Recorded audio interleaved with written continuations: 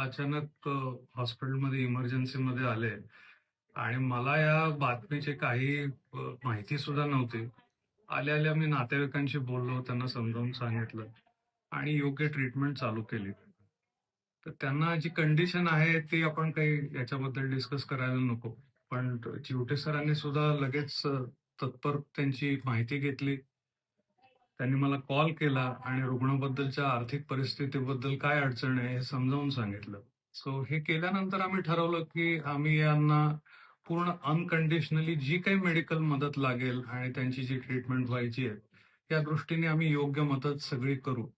आज चिवटे सर स्वतः इथं हजर होते, त्यांच्याशी माझी एक बैठक झाली आणि त्याच्यामध्ये हॉस्पिटल ऍडमिनिस्ट्रेशननी आणि मी स्वतः हा निर्णय घेतलाय की त्यांना कुठल्याही प्रकारची अडचण येऊ नये आणि वेगवेगळ्या संस्थांना आम्ही आवाहन केलंय की त्यांना काहीतरी निधी मिळावा ज्याच्यामुळे त्यांच्या आर्थिक परिस्थितीला मदत होईल. आणि मी त्यांना अ, माझी हीच विषय आहे की ते लवकरात लवकर याच्यातून बरे व्हावे आणि सुखरूप घरी जावे.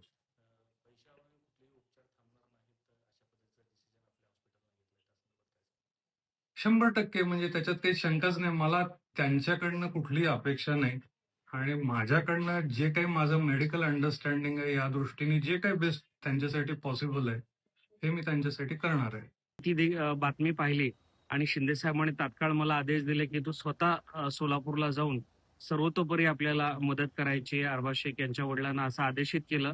त्यानंतर आज सोलापूरमध्ये मी आलेलो आहे. अरबाज शेख यांच्या वडिलांची भेट घेतली. सध्या त्यांना वळसंकर हॉस्पिटल या ठिकाणी ऍडमिट केलेलं आहे. मी स्वतः डॉक्टर वळसंकर सरांची पण भेट घेतली. पेशंटची तब्येत आता हळूहळू सुधारत आहे आणि सर्वात महत्वाचं म्हणजे जो काही खर्च येणार आहे उपचाराच्यासाठी तो आपण राज्याचे मुख्यमंत्री देवेंद्रजी फडणवीस साहेब यांच्या सहकार्याने मुख्यमंत्री सहायता निधीतून त्या ठिकाणी मदत घेणार आहोत. आणि सर्वात प्रामुख्यानं हॉस्पिटलला देखील तयारी दर्शवली की बाबा आपण कुठल्याही पद्धतीनं पेशंटला म्हणजे पैशाअभावी उपचार थांबवणार नाहीत. आणखी काही वेगवेगळ्या संस्थांच्या माध्यमातून पण आपण उपचाराच्यासाठी आर्थिक सहाय्य उपलब्ध करून देणार आहोत. तुर्तास या ठिकाणी ज्या ज्या सगळ्या सामाजिक संस्थांनी समाजातील वेगवेगळ्या मान्यवरांनी या घटनेची दखल घेऊन आमचे सन्मित्र अरबाज शेख यांच्या पाठीशी उभे राहिलेले आहेत त्याच्याबद्दल मी सर्वांचे मनापासून आभार मानतो. धन्यवाद.